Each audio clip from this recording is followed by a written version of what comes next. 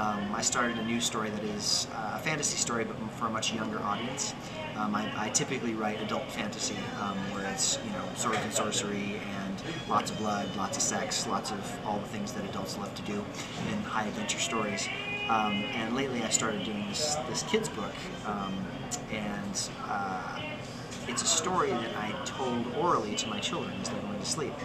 And it was literally just something where I was like, okay, so today Gruffy the Griffin is going blah, blah, blah, blah, blah, blah. And I would just make it up as I would go along, and it had no intricate plot, and it had no, I just, whatever came to my mind, I threw it out there. And they loved it, and they want me to write it down, so I've been trying to write it down for about a year and a half now, and I can't get into the main character because it's all from his perspective, and it just seemed really boring. Well, recently I added my daughter to be the perspective character, and the story has just flown along since then. So I take inspiration lately from her. Other inspirations to write, I listen to a lot of pop chanteuses, chanteuse being the French word for female singer.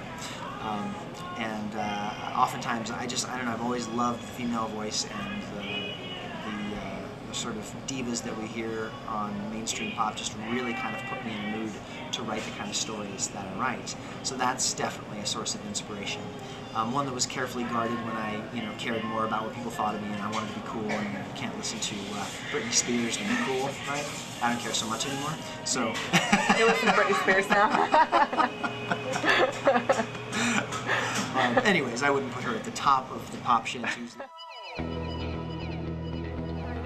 Random times during the day. I always try to bring I wrote classic with the pen and paper, actually pencil because I make so many mistakes, but I can't write my thoughts straight onto the computer. It just doesn't work for me. So I usually sit down on the couch somewhere comfy and just write. Sometimes I do a little brainstorming, world building first to get myself in the mood of the story I'm writing, and then start writing the chapter. Always have something nearby to write on, and so whether it's a little notebook where I write little ideas and get pieces of inspiration for when I'm at work or just out in the town or doing whatever. But I've also gotten this fabulous just roll of paper that I like to write with colors, and that to me helps give me a little bit of helps the creative juices going a little bit to have colors.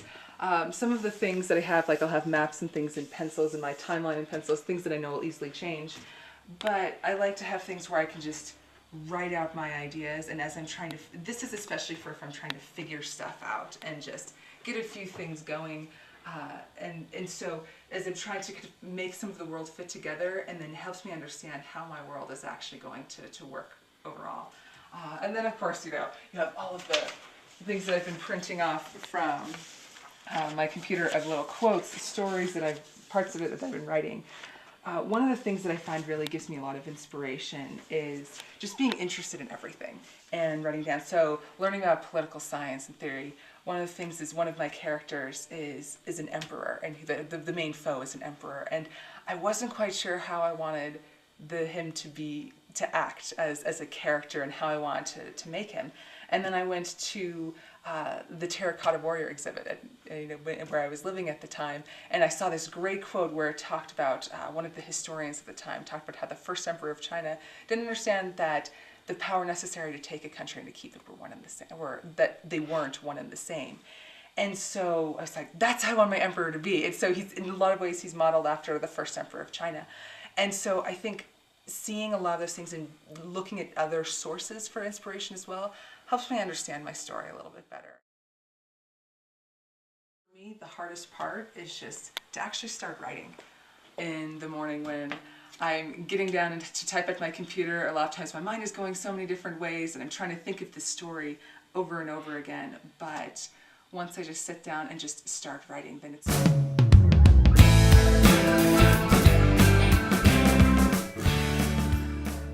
But initially, getting into it was I wanted to make a hero that I wanted to watch do cool things more than the heroes that I was reading about in books, or more than the heroes that I was seeing in movies. I wanted it to be my hero, the one that would do the things that I wanted him to do, as opposed to, every story you have has somebody that you identify with, and then at some point, inevitably, one time or 100 times, they do something where you're like, oh, oh, don't do that, you know?